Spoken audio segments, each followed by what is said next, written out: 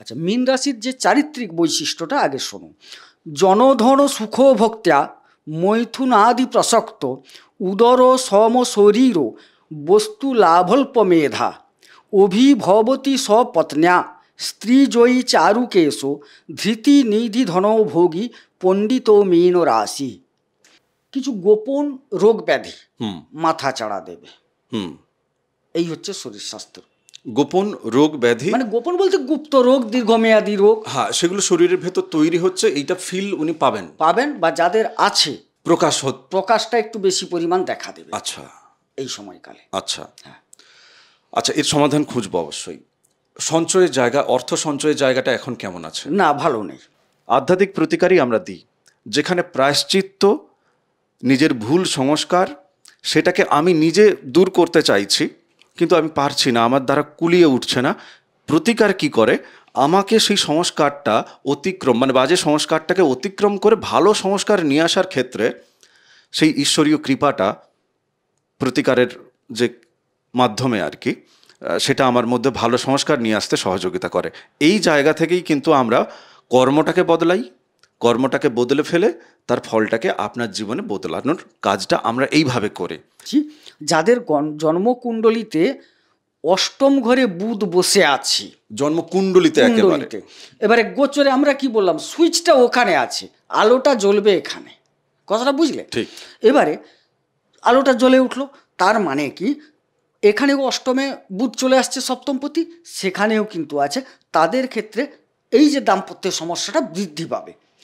আজকের মূল এপিসোড শুরু করার আগে আপনাকে মা নর্মদার কৃপা আপনি কি করে পাবেন আপনাকে আমি জানাতে চাই।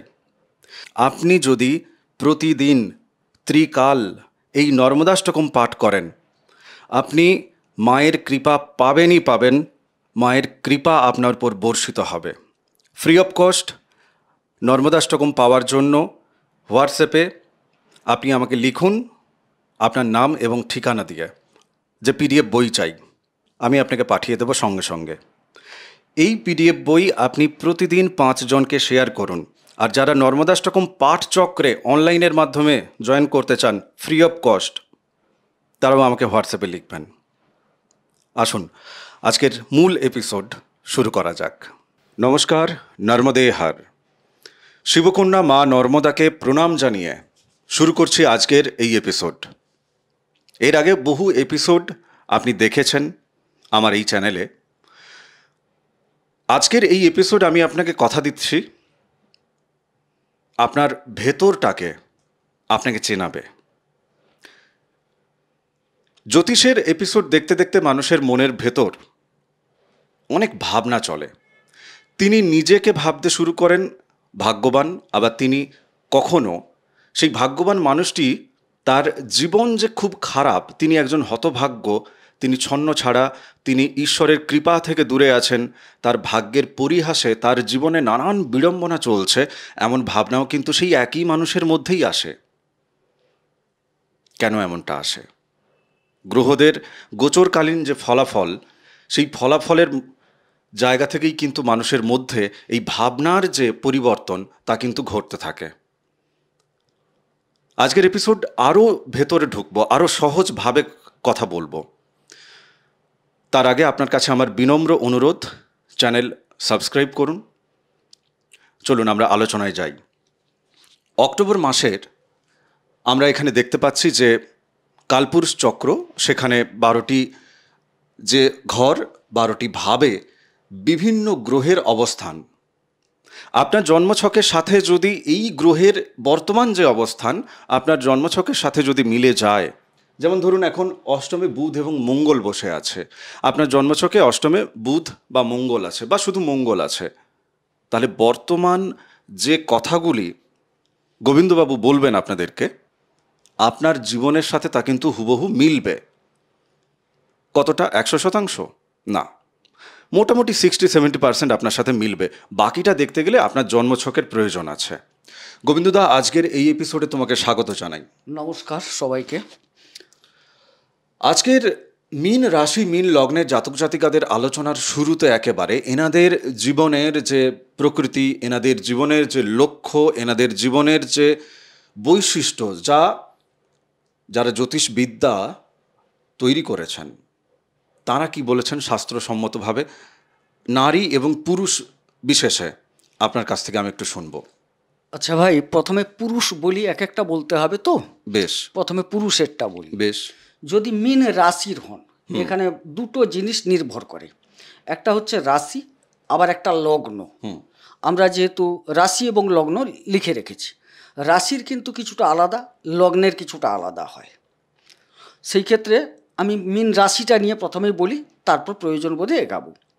আচ্ছা, মীন রাশির যে চারিত্রিক বৈশিষ্ট্যটা আগে শোনো। জনধন সুখ ভক্ত্যা মৈথুনাদি প্রসক্ত উদর সম শরীর বস্তু লাভল্প মেধা অভিভবতী স্বপত্ন্যা স্ত্রীজয়ী চারুকেশো ধৃতি নিধি ধনৌ ভোগী পণ্ডিত মীন রাশি। একটু কঠিন লাগলো না? সরল করে দিই। এদের জন এবং ধন এদের কাছে থাকে। জন বলতে মানুষও এদের থাকে, আবার সম্পদও এদের থাকে। আচ্ছা, সুখ ভোগকারী এরা হয়। এরা মৈথুন ক্রিয়াতে বিশেষ আসক্ত থাকে। এদের শরীর স্বাস্থ্যটা একটু হৃষ্টপৃষ্ট, যেটাকে বলি পরিপূর্ণ শরীর, এটা থাকে। মধ্যম প্রকার বস্তু লাভকারী হয়। এটা একটু জটিল, ব্যাপারটা বোঝানো গেছে। মধ্যম প্রকার, একটা খুব দামি হয়, একটা একদম কমা প্রকৃতির হয়। যে কোনো জিনিসের ক্যাটাগরি তো ভাগ থাকে, একটু মাঝারি টাইপের জিনিসগুলোকে এরা লাভ করেন। এরা স্বল্প মেধাযুক্ত হন, সুন্দর কেশ বিশিষ্ট, চুলটা বড় সুন্দর হয়, হ্যাঁ। আবার এরা প্রচুর ধৈর্যশীল হন এবং নিজের স্ত্রীর প্রতি এরা অনুরক্ত বেশি। দেখা গেছে ধনভোগী এবং স্ত্রী চিত্তজয়ী, মানে স্ত্রী যাতে ভালো থাকে, তাকে যেভাবে তার মনটাকে জয় করা যায় সেভাবে তার আচরণ করেন। এবং স্বীয় সমাজে তার তো একটা পরিধি আছে, সেখানে কিন্তু তিনি পূজনীয় হন এবং ওনারা পণ্ডিত হন। এই ব্যাখ্যা দিয়ে বোঝানো হয়েছে পুরুষের ক্ষেত্রে। মহিলাদের ক্ষেত্রে? মহিলাদের ক্ষেত্রেও মীন রাশিতে ভালো। মীনাশ্রিতে শীত করে সুপাঢ্যা নারী ভবে ধর্মপরা সুশীলা জিতেন্দ্রিয়া সর্বকলাসু দক্ষা বলাভিরামা পবন ধনাঢ্যা। এখানে বলা হচ্ছে এরা পুত্রবতী, ধর্মপরায়ণা, সুশীলা, শিল্পকর্মে দক্ষা। অনেকে দেখবেন বাড়ির মেয়েরা বিভিন্ন কাজে যুক্ত, জিতেন্দ্রিয়া হয় এরা। এই যে মীনাশ্রিতে শীত করে তু সুতাঢ্যা নারী ভবে ধর্মপরা সুশীলা, ধর্মপরায়ণ হয়, সুশীলা হয়। আমরা বলছি না, মানে শীল আচরণ যেটা, সুশীলা হয়। জিতেন্দ্রিয়া সর্বকলা সুদক্ষান। এবারে বলাভিরমা পরম ধনাঢ্যা। বেশ, আমি এই যে জায়গা থেকে একটা জিনিস আপনাদের সামনে একটু পরিষ্কার করা দরকার আছে। হ্যাঁ, অবশ্যই। মানুষ তিনিও তো সমাজ দেখছেন, তার আশেপাশের মানুষ, তিনি মীন রাশি বা মীন লগ্নের মানুষ, তার পাশেও আছে। আপনি নিজেও মীন রাশি এবং মীন লগ্ন বা অন্য কোনো লগ্ন বা মীন লগ্ন অন্য কোনো রাশি আপনার মধ্যে, তাহলে একটা জিনিস দেখুন, মিশ্রণ কিন্তু চলছে। আমাদের এই যে জীবনের যে দুটি সত্তার কথা বলি, একটা হচ্ছে বাইরের সত্তা, আরেকটা হচ্ছে অন্তঃসত্ত্বা। আমরা মনের স্তরটাকেও যদি ভাগ করি, সেক্ষেত্রেও আমরা বলছি একটা চেতন মন, একটা অবচেতন মন। এই যে দুই সত্তা নিয়ে আমাদের পথ চলা, দিন রাত্রি, ভালো খারাপ। কিন্তু আপনাদের যে পথ, সেটা হচ্ছে মধ্যম পথ। আমরা যদি আমাদের শরীরে ইড়া পিংলা এই দুটি সুষুম্না নাড়ির জায়গাতে, মানে দুটি নাড়ির কথা বলি, তাহলে মধ্যস্থানে আছে কিন্তু সুষুম্না নাড়ি। এই ইড়া এবং পিংলার যখন সুষুম্না নাড়িতে গিয়ে যখন মিলন ঘটছে, তখনই কিন্তু সিদ্ধি প্রদান হচ্ছে, সেই চক্র আপনার শরীরে জাগ্রত হচ্ছে। তো মীন রাশি বা মীন লগ্নের জাতক জাতিকাদের জন্য আজকের এই এপিসোডে এই কথাগুলো আমি বলছি এই কারণে, বা আলোচনার অভিমুখটাকে আমি তৈরি করছি এই কারণে, মীন রাশি মীন লগ্নের জাতক জাতিকা কালপুরুষ চক্রে যদি দেখি, তাহলে দ্বাদশ জায়গায় বসে আছে, মুখ্যের জায়গায় বসে আছে। এই জীবন মৃত্যুর যে খেলা, তার শেষ পংক্তিতে আপনি দাঁড়িয়ে আছেন। বছরের যদি দেখি আমি, আজকে অক্টোবর মাসের এপিসোড আপনি দেখছেন, ডিসেম্বর মাসে গিয়ে যদি আমাকে সেই ব্যালেন্স শিটটা তৈরি করতে হয় যে এই 2025 সালে আমি একজন মীন রাশি মীন লগ্নের জাতক হিসাবে নিজেকে কি কি কর্ম করব তার কর্মসূচি দিয়েছিলাম, কি টার্গেট দিয়েছিলাম, কতটা অ্যাচিভ করতে পেরেছি, কতটা পারিনি, সেই জায়গাটাও কিন্তু ভাবতে হবে। আজ যদি না ভাবেন তাহলে ডিসেম্বর মাসে গিয়ে আপনি কিন্তু পূর্ণ করতে পারবেন না। সেই কারণে অক্টোবর থেকেই আমি কিন্তু বছর যেন হুশ করে বেরিয়ে গেল এই কথাটা বলতে শুরু করেছি। আজকের পুরো এপিসোডে আমি সেইভাবেই খুঁজব, জীবনের জ্বালা যন্ত্রণাগুলোকে আমি সেইভাবেই সমাধানের পথ খুঁজব।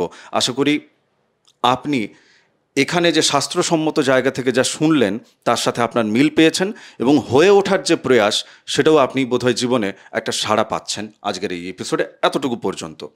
একেবারে প্রথম গোচরকালীন জায়গা থেকে এবার চলে যাই।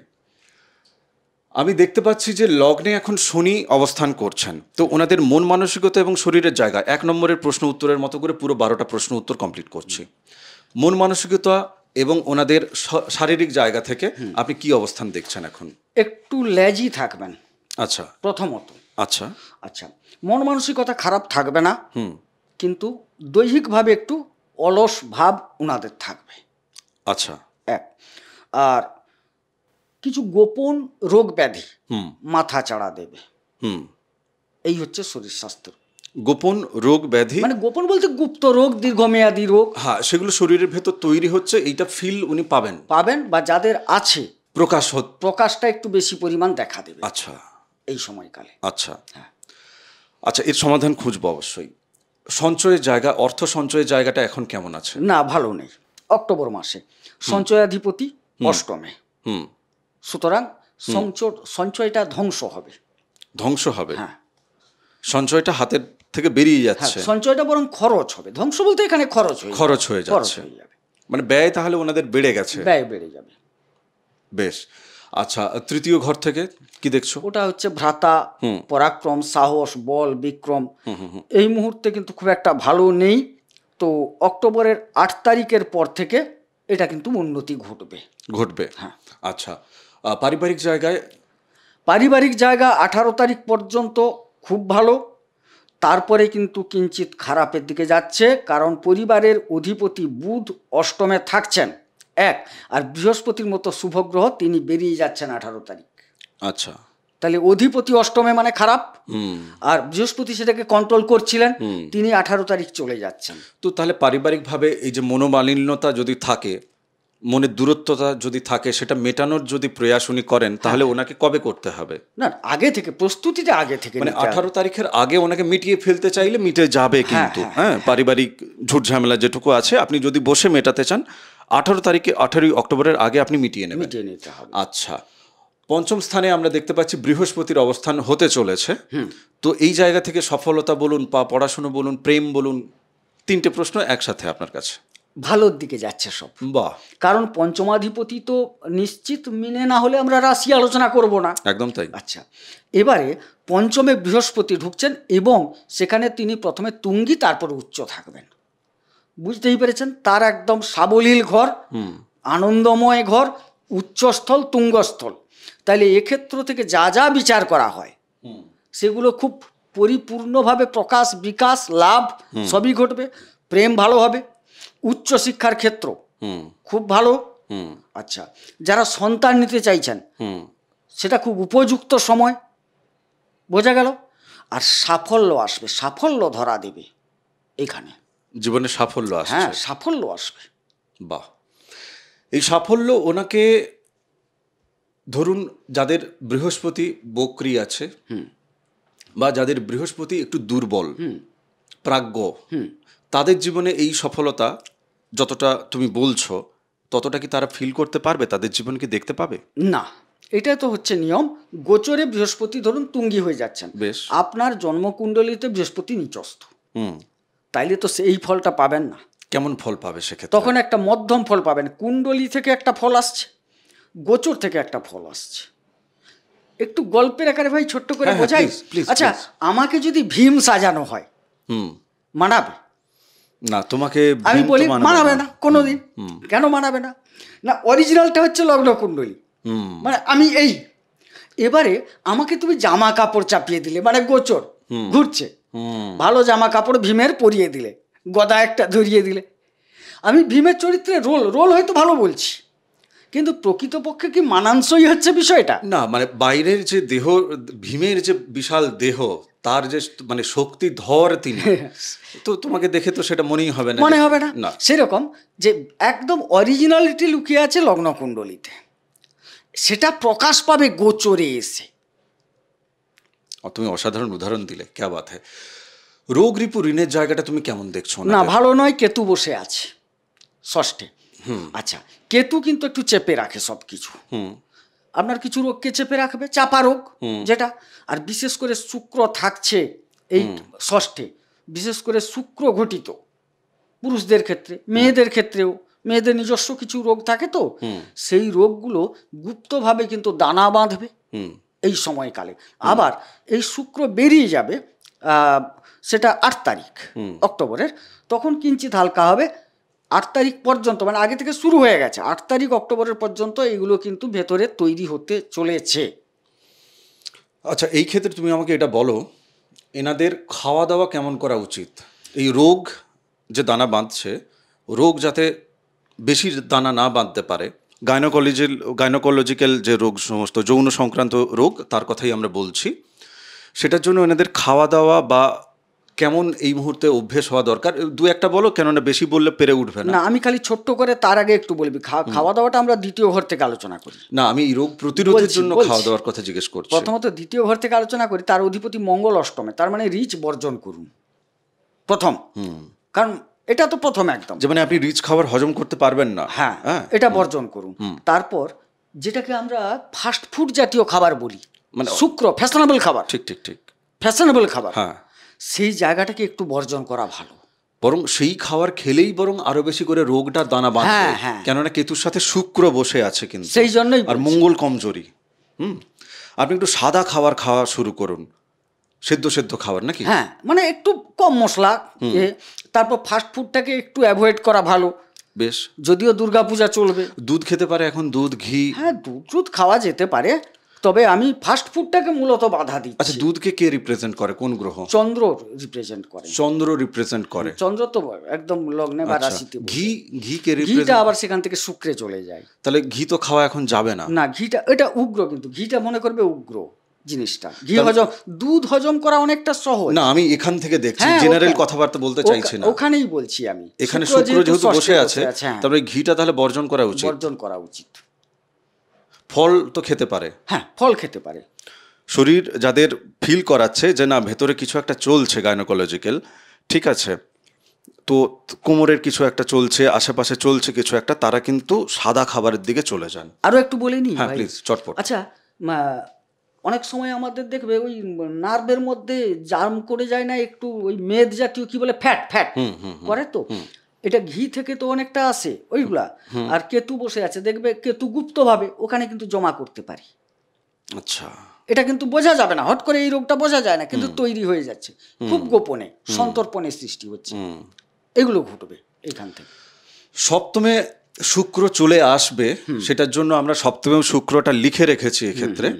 এটা কত তারিখের পরে ট্রানজিশন হচ্ছে? 8 তারিখ চলে আসছে, 8ই অক্টোবরের পরে, 8ই অক্টোবর চলে আসছে। হ্যাঁ, তো ওনার বিবাহিত জীবনের জায়গায়, দাম্পত্যের জায়গায় যে সম্পর্কগুলো একটু এলোমেলো হয়ে আছে, একটু নিজেদের মধ্যে লড়াই ঝগড়া এগুলো চলছে আপনাদের মধ্যে, সেই জায়গাগুলো কতখানি রিকভারি কারা করে উঠতে পারবে, কোন নক্ষত্রের জায়গা থেকে, তুমি এটা আমাকে কিন্তু আমি বলছি এই সময় সমস্যা বাড়বে বাড়বে বাড়বে। কারণ শুক্র যাচ্ছেন অষ্টমপতি এবং তৃতীয়পতি হয়ে সপ্তমে ঢুকছেন, নিশ্চিত ভালো নয়। এক, দ্বিতীয়ত সপ্তমে বুধ নিজের ঘরে উচ্চ ছিলেন, তিনি চলে যাচ্ছেন, তিনি অষ্টমে যাচ্ছেন। তার মানে তো দাম্পত্য বিবাহ এই জায়গাগুলোকে তিনি সবাই গন্ডগোল করছে, মানে ভাঙাভাঙির পর্যায়ে যাচ্ছে, আপনারা এখন দাঁড়িয়ে আছেন। সম্পর্কের অবনতি হবে, মানে দাম্পত্যের একটা অবনতি অবশ্যম্ভাবী। আমি এখানে একটা প্রশ্ন রাখছি তোমার কাছে। হ্যাঁ বলো। আমি জানি না তুমি এটা লগ্নছক না দেখে তুমি এই সিদ্ধান্তে পৌঁছতে পারবে কিনা, বি অনেস্ট। কারা কারা সম্পর্ক ভেঙে বেরিয়ে গেলে বরং তার ভালো হবে, মানে কি কি ইন্ডিকেশন তিনি তার জীবনে পেয়েছেন, তার মনে হচ্ছে যে আর আমার হচ্ছে না এই সম্পর্কে, এই মানুষটির সাথে, তিনি মহিলা বা পুরুষ হন, অপোজিট, এই সম্পর্ক থেকে বেরিয়ে যাওয়াটাই ভালো। এতে করে আমরা দুই পক্ষই বেঁচে থাকব এবং আমাদের মানসিক শারীরিক যে সুস্থতা তাও বজায় থাকবে। কাদের এই সিদ্ধান্ত নিয়ে নেওয়া উচিত আর কাদের উচিত নয়, একটু ধৈর্য ধরা উচিত, একটু সহ্য করা উচিত? না ভাই, এই প্রশ্নের উত্তর এইভাবে দেওয়া যাবে না। যে যার জন্মকুণ্ডলী আলাদা আলাদা, পরিষ্কার কথা। কারণ এটা তো এই যে বুধ কদিন থাকবে, 22 তারিখ চলে যাচ্ছে অষ্টম থেকে নবমে, 3 তারিখ অতিক্রম করলে 4 তারিখে প্রবেশ করছে, 22 তারিখ চলে যাচ্ছে। 18 দিনের উপর ডিসিশন নেওয়া যাবে না। মাত্র 18 দিন হাতে পাচ্ছি আমি। না, তোমার কাছে 18 দিন, হ্যাঁ, কিন্তু যিনি যন্ত্রণা ভোগ করছেন তিনি দীর্ঘ দেখা যাবে 1 বছর 2 বছর 3 বছর ধরে তিনি যন্ত্রণা, তাদের সম্পর্কের যে অবনতি নিয়ে একটা জায়গায় এসে, আমি এই ক্ষেত্রে একটু বলবো তোমাকে। হ্যাঁ অবশ্যই বলবো। অবনতি না একটা জায়গায় এসে থেমে যায়, অবনতির একটা সীমারেখা আছে। তারপরের যে রাস্তাটা আপনি হাঁটছেন সেটা আর অবনতি না সম্পর্কের, সেটা হচ্ছে যে দুজন দুজনের মনকে আগে খেয়ে ফেলছেন, দেন আপনি তখন আপনার ওই খারাপ মনটাকে নিয়ে নিজের শরীরের ভেতরে আপনি তখন কিন্তু ক্ষয় শুরু করেছেন। আর সেটাই কিন্তু ইন্ডিকেট করছে ষষ্ঠ ঘরে শুক্র এবং কেতু ইন্ডিকেট করছে আপনি নিজের শরীরের ভেতরটাকে খোকলা করেছেন, তার আগে মনটাকে নষ্ট করেছেন দুজনে লড়াই করতে করতে। অবনতি একটার সময়ের পরে আর অবনতি যায় না, আপনার সাথে থাকে না। অবনতি শব্দটাও সে তার নিজের জায়গায় ফিরে চলে যায়। সে যেন আপনার সাথে 5 কিলোমিটার হাঁটলো, এখন যে 10 কিলোমিটারে আপনি আছেন, অর্থাৎ বাকি যে 5 কিলোমিটার, সেখানে 2.5 কিলোমিটার আপনার মন ধ্বংস হয়েছে, দুজনের মনকে ধ্বংস করেছেন। দেন বাকি 2.5 কিলোমিটার নিজের শরীরকে ধ্বংস করছেন। শরীরের দিকে, নিজের মনের দিকে আগে খেয়াল রাখুন। এবং আমার এই কথাগুলো হুবহু মানার দরকার নেই। আপনি নিজের জ্ঞান বুদ্ধি প্রজ্ঞা তো আছে, আপনি শোধন করুন। শোধন করে যদি মনে হয় যে হ্যাঁ প্রদীপ সাহু ঠিক বলছে, তাহলে ঠিক বলছে। যদি মনে হয় যে না প্রদীপ সাহু ঠিক বলছে না, তো আমার কথা নেওয়ার দরকার নেই। নেক্সট তুমি যেটা বলছিলে। হ্যাঁ, আমি যেটা যাদের জন্মকুণ্ডলীতে, কেন জন্মকুণ্ডলী বলছি, যাদের জন্মকুণ্ডলীতে অষ্টম ঘরে বুধ বসে আছে, জন্মকুণ্ডলিতে একেবারে, এবারে গোচরে আমরা কি বললাম, সুইচটা ওখানে আছে, আলোটা জ্বলবে এখানে, কথাটা বুঝলে? ঠিক। এবারে আলোটা জ্বলে উঠলো, তার মানে কি এখানেও অষ্টমে বুধ চলে আসছে সপ্তমপতি, সেখানেও কিন্তু আছে। তাদের ক্ষেত্রে এই যে দাম্পত্য সমস্যাটা বৃদ্ধি পাবে। 17 তারিখ পর্যন্ত কলহ চলবে বিষয়টার উপর। 18 তারিখ থেকে অতি সাবধানতা অবলম্বন করতে হবে, কারণ এখনও বৃহস্পতির দৃষ্টিটা পড়ে আছে 17 তারিখ পর্যন্ত। তারপর কিন্তু বৃহস্পতির দৃষ্টি থাকছে না ওই জায়গায়, তাকে যে কন্ট্রোল করবে থাকছে না, তাই তখন কিন্তু একটা ভয়াবহ রূপ ধারণ করছে। হ্যাঁ, বেশ। ভাগ্যের যে অধিপতি তিনি তো অষ্টমে আছেন, একদম খালি চোখে দেখা যাচ্ছে। তিনি পরে ভাগ্যের জায়গায় তিনি আসছেন, নবমে আসছেন।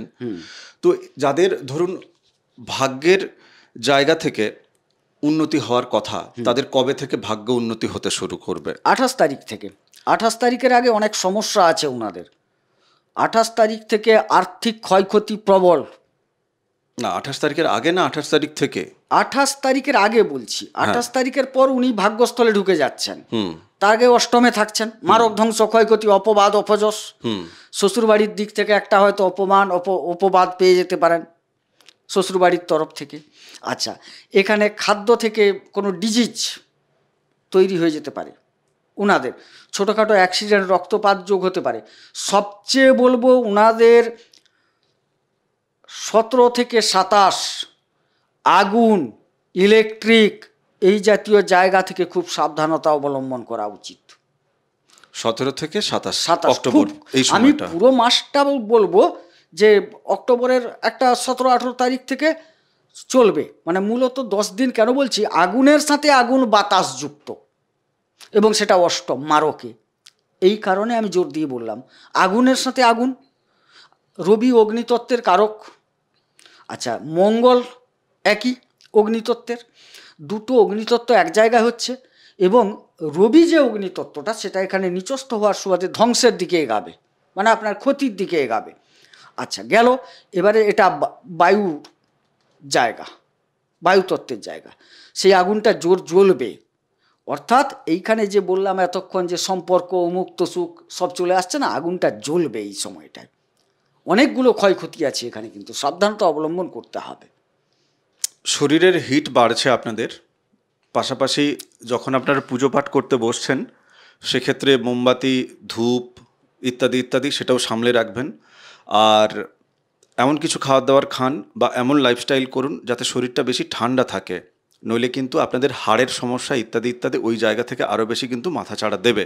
শরীরের হিটটাকে কন্ট্রোল করুন, বাকি চারপাশের হিটটাকেও কন্ট্রোল করার চেষ্টা করুন বা লক্ষ্য রাখুন যে ইলেকট্রিক এবং ওই আগুনের জায়গা থেকে যেটা বললো। কর্মের জায়গায় নতুন কোনো সুযোগ আসতে চলেছে? কর্মের জায়গায় দেখুন, এখানে দুটো জিনিস খুব জটিল দাঁড়িয়ে গেছে। একটা হচ্ছে কালপুরুষ চক্র, আর একটা হচ্ছে ব্যক্তিগত যে কুণ্ডলী, মানে গোচর। গোচরে যারা কর্মে আছেন না, তারা কিন্তু সাফল্য পাবেন। আচ্ছা, একটা দিক। আবার কর্মে সাফল্য পাচ্ছেন, একটা পয়েন্ট। আবার কুণ্ডলিতে রবি যদি কারোর খারাপ থেকে থাকে, বৃহস্পতি যদি একটু দুর্বল থেকে থাকে, তাইলে ভাই কর্মে সমস্যা তৈরি যোগ দেখা যাচ্ছে। ওটা কিন্তু কুণ্ডলী দেখতে হবে। কালপুরুষ চক্রে রবি চলে আসছে অষ্টমে, মানে ধ্বংসের জায়গায়। কিছু কর্মজগতে, আমি আরও বলছি, আগের এপিসোডেও বলেছি, কিছু সরকারি কর্মচারীর ক্ষেত্রে কিন্তু বড় সমস্যার দিন আসছে। রবি নিচস্থ হয়ে যাচ্ছেন নতুন কর্ম পাওয়ার ক্ষেত্রে। এবারে কর্মপ্রাপ্তির ক্ষেত্র বলি, যদি মীন রাশি লগ্নের জাতক হন, তাদের ক্ষেত্রে দেখা যাচ্ছে যে না, কর্মপ্রাপ্তিটাও খুব একটা দেখছি না। তবে যারা কর্মে আছেন তারা কিছুটা সাফল্য পাবেন, যারা অলরেডি কোনো না কোনো কর্মের সাথে যুক্ত আছেন। হ্যাঁ। আচ্ছা, একাদশে আয় রোজগারের জায়গাটা কেমন দেখছেন? আয় আর ব্যয় একসাথে বলি, যত্র আয় তত্র ব্যয়। 10 টাকা আয়, 10 টাকা ব্যয়। কারণ যেরকম একাদশের অধিপতি শনি, দ্বাদশেরও অধিপতি শনি, তিনি লগ্নে চলে গেছেন। হ্যাঁ, আয়টাও সেখানে যাবে আর ব্যয়টাও সঙ্গে সেখানে যাবে। ব্যয়টাও সঙ্গে যাবে যাবে। আচ্ছা, আধ্যাত্মিক যে কর্ম, হ্যাঁ, সেটি কি হবে নাকি জেল যাত্রার একটা ঘন্টা বাজছে? রাহু বসে আছে দ্বাদশে, রাহু দূরে নিয়ে যাবে। হ্যাঁ, আবার হ্যাঁ একটু বলে নিই, অনেকের বাইরে যাওয়ার একটা প্রোগ্রাম তৈরি হবে, এক। দ্বিতীয়ত, যাওয়ার সময় কিছু জিনিস ভুলে যাবেন, এটা একটু মিলিয়ে নেওয়ার ব্যাপার আছে। ভুলে যাবেন, এমন কিছু জিনিস ভুলে যাবেন, ডকুমেন্টস হোক। হয়তো একটা উদাহরণ দিই, একটা মোবাইলটা নিয়ে গেছেন, চার্জারটা ছেড়ে দিয়ে গেছেন, ভোটার আইডি কার্ডটা, পরিচয়পত্রটা ছেড়ে দিয়ে চলে গেছেন, বা আপনি ব্যাগে অনেক কিছু গুছিয়েছেন, খুব প্রয়োজনীয় জিনিস, তার সাথে অনুষঙ্গিক জিনিসটা আপনি ফেলে দিয়ে চলে গেছেন। এটা একটা করাবে। আচ্ছা, কিছুটা হাসপাতাল, জেল, এই জায়গাগুলোর থেকে সাবধান। কাদের বলছি সাবধান? যাদের শনি আর রাহু লগ্ন কুণ্ডলিতে একটু খারাপ আছে। আচ্ছা, মানে আপনার শনি এবং রাহু লগ্ন কুণ্ডলিতে খারাপ অবস্থানে বসে আছে। তুমি এই জায়গাটা একটু পরিষ্কার করে দাও না, নইলে অহেতুক ভয় পাবে। মনে করুন কারুর লগ্ন কুণ্ডলিতে অষ্টমে শনি। আচ্ছা, সেক্ষেত্রে কেন বলছি, উনি দ্বাদশপতি হয়ে লগ্নে গেছেন, তো এখানে আর রাহুর ক্ষেত্রেও দেখা যাচ্ছে যে অষ্টমে বা দ্বাদশেই বসে আছেন কোথাও, রাহু অষ্টমে বসে আছেন। আচ্ছা, পাপগ্রহ, মানে দেখো, পাপগ্রহটা অন্য জায়গায়, তার অবস্থান অনুসারে পাপগ্রহটা বিবেচনা করতে হয়। কারণ রাহু তো নিজেই একটা পাপগ্রহ, তার শত্রু থাকে, তো অবশ্যই অবশ্যই সেরকম তার যে শত্রু সমন্বিত হয়ে যদি থাকেন, তাইলে কিন্তু এই সমস্যাগুলো ঘটবে। বেশ, আজকের এই এপিসোডে আমরা গোচরকালীন জায়গা থেকে, অর্থাৎ এই যে সময়টা অক্টোবর মাস আপনার জীবনে কেমন হচ্ছে, কি ঘটছে, সেটা আগাম আপনাদেরকে একটা ভবিষ্যৎবাণী আমরা করার চেষ্টা করলাম। বাকি আপনার জন্মছক, আপনার যে ব্যক্তিগত জন্মছক, ওটা আপনার জীবনের একটা রোড ম্যাপ। আপনি কোথায় শুরু করবেন, কোথায় পৌঁছবেন, আর কেমনভাবে আপনি যাবেন, বা কেমনভাবে গেলে বরং সেটা আপনার জন্য উপযুক্ত হবে। সবার মাথার উপর ঈশ্বর আছেন, আপনার ইষ্ট দেবদেবী আছেন। আমার যেমন মা নর্মদা, ভোলে বাবা, প্রত্যেকটা এপিসোডে বলি। তো তাদের কৃপা যদি থাকে আমাদের উপরে, আর আমাদের কর্ম যদি সঠিক হয়, তাহলে এই যে গোচরকালীন ফলাফলের যে জায়গাটা, এটা একটু প্রশমিত হয়। আর যাদের জীবনে সত্যি সত্যিই বিভিন্ন দিক থেকে সমস্যা চলছে, তারা প্রতিকারের জন্যই যোগাযোগ করুন। হোয়াটসঅ্যাপ নাম্বার দেওয়া আছে স্ক্রিনে, লিখবেন যে গোবিন্দবাবুর সাথে কথা বলতে চাই। প্রতিকার এই ক্ষেত্রে কি কাজ করে, আমরা এখান থেকে আধ্যাত্মিক প্রতিকার দিই, বাকি অন্য কিচ্ছু দিই না। আধ্যাত্মিক প্রতিকারই আমরা দিই, যেখানে প্রায়শ্চিত্ত, নিজের ভুল সংস্কার, সেটাকে আমি নিজে দূর করতে চাইছি, কিন্তু আমি পারছি না, আমার দ্বারা কুলিয়ে উঠছে না। প্রতিকার কি করে, আমাকে সেই সংস্কারটা অতিক্রম, মানে বাজে সংস্কারটাকে অতিক্রম করে ভালো সংস্কার নিয়ে আসার ক্ষেত্রে সেই ঈশ্বরীয় কৃপাটা প্রতিকারের যে মাধ্যমে আর কি, সেটা আমার মধ্যে ভালো সংস্কার নিয়ে আসতে সহযোগিতা করে।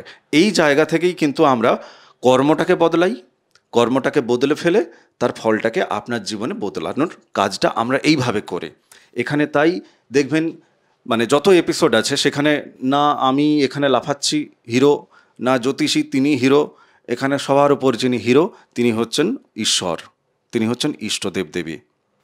কেমন? কেননা এই জন্মছক তো কর্মেরই ফলের একটা প্রতিচ্ছবি। তাই আমাকে যদি বদলাতে হয় তাহলে আমার কর্মকে বদলাতে হবে, আর সেক্ষেত্রে প্রতিকার ওইভাবে কাজে লাগে। তপভূমি নর্মদা, মা নর্মদার মাহাত্ম্য কথা 365 এপিসোড এই চ্যানেলে আছে, আলাদা প্লেলিস্ট করে আমি রেখেছি।